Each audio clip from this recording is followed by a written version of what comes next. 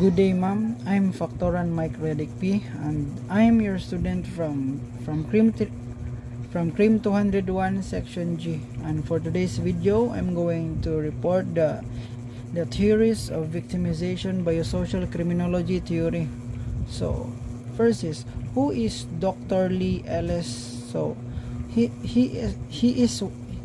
is one of the earliest pioneers of biosocial criminology theory, and he utilized this perspective in understanding of rape. Next is biosocial criminology association. Biosocial criminology, the BCA seeks to understand the biological and environmental influences on the development of antisocial behavior. So in addition, ma'am, is the the BCA encourages multidisciplinary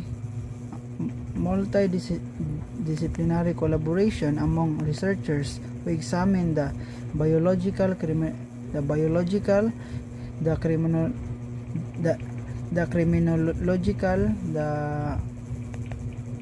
evolutionary, the neurological, social, and psychological influences on antisocial behavior at different stages of the life course. It is the goal of the BCA to support researchers, and they focus on identifying risk and resiliency factors for antisocial behavior at different stages of human development in order to create effective intervention and prevention programs. So next is a synthesized theory of rape. So number one is feminist perspective. Next is evolutionary theory, and the third one is social learning theory. So the feminist perspectives is from this violence against women, including rape, is ultimately an expression of power and control originating from a system of oppression and patriarchy. From this perspective, rape is a symptom of the larger systemic issue of gender inequality. It is not grounded in sexual attraction or a gratification. So the next one is evolutionary theory perspective. Rape is either directly or indirectly associated with inherited mechanism that increase our ancestors' reproductive success. Rape stems from an internal motivation among males to ensure the production of offspring. So lastly, the social learning theory perspective. Rape is the result of individuals internalizing sexist attitude and beliefs, such as those depicted through mass media, and then acting on those antisocial norms. Rape results from the male acquisition of attitude and vicarious learning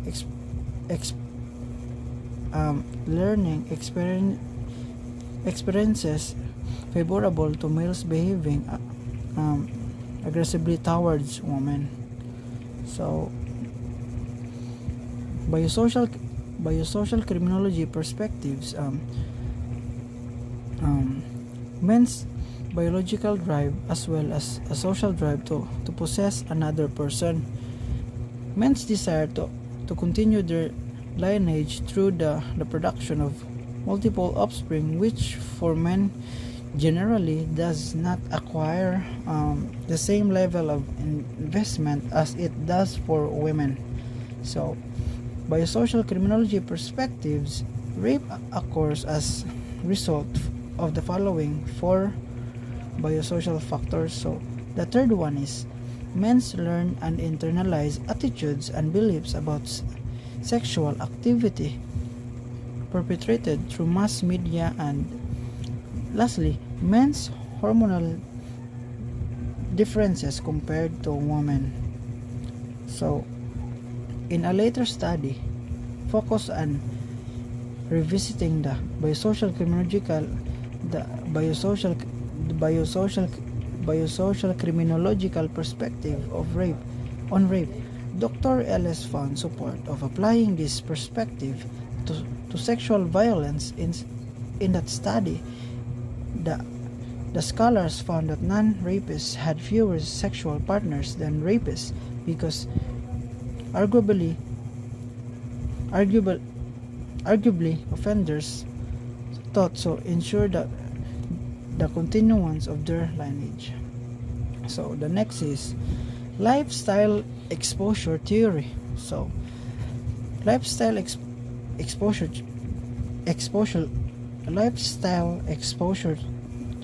theory. So next is lifestyle exposure theory. So lifestyle exposure theory posits that persons with certain demographic profiles are more prone to experience criminal victimization because their lifestyle exposes risky situation. So the risk of experiencing crime varies across society given the differences in how individuals are structurally situated. Lifestyle theory suggests that certain people may become the victims of crimes because of their lifestyle and choices. For example, someone with a gambling or substance addiction could be as an easy victim by a con artist. Next is routine activity theory. Routine activity theory is from Cohen and Felson in 1979. Emphasized that crime occurs when three elements converge. So the three elements is A. Number one is a motivated offender. Next is a suitable target, and the third one is the absence of capable guardian. So number one is the motivated offender. Cohen and Folsom assume that a motivated offender is present rather than attempting to explain what motivates the offender. This differentiates routine activities theory from other theories of crime. According to routine activities theory, there are not necessarily deep psychological motivation from committing a crime.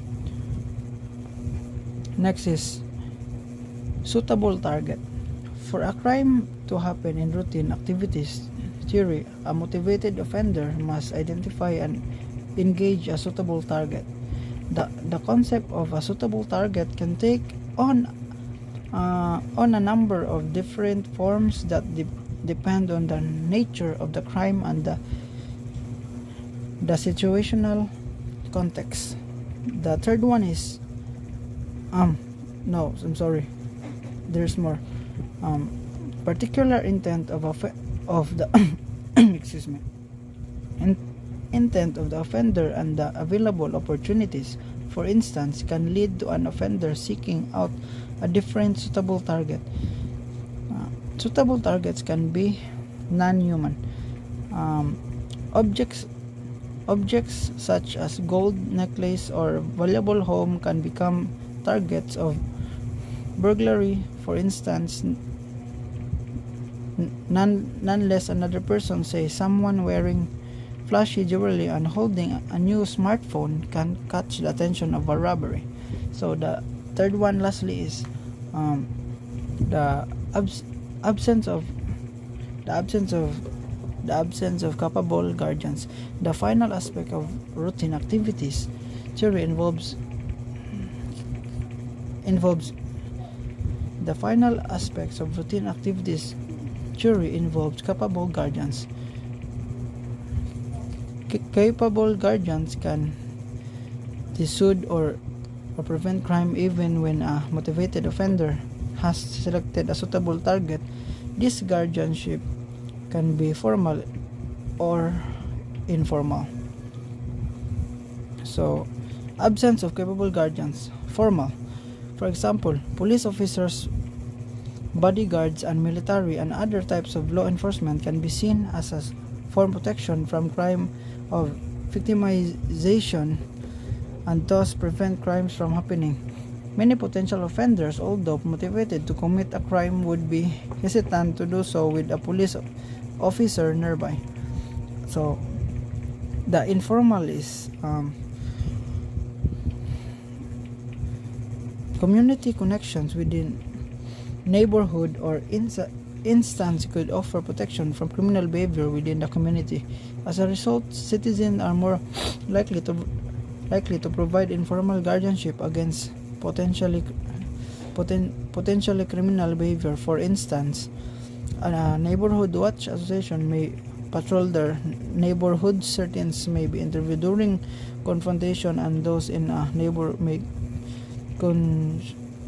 consciously or unconsciously maintain surveillance in neighborhood in order to prevent crime and promote social order by passing through a particular area at a particular time. So that is all, ma'am. Thank you and have a good day. God bless.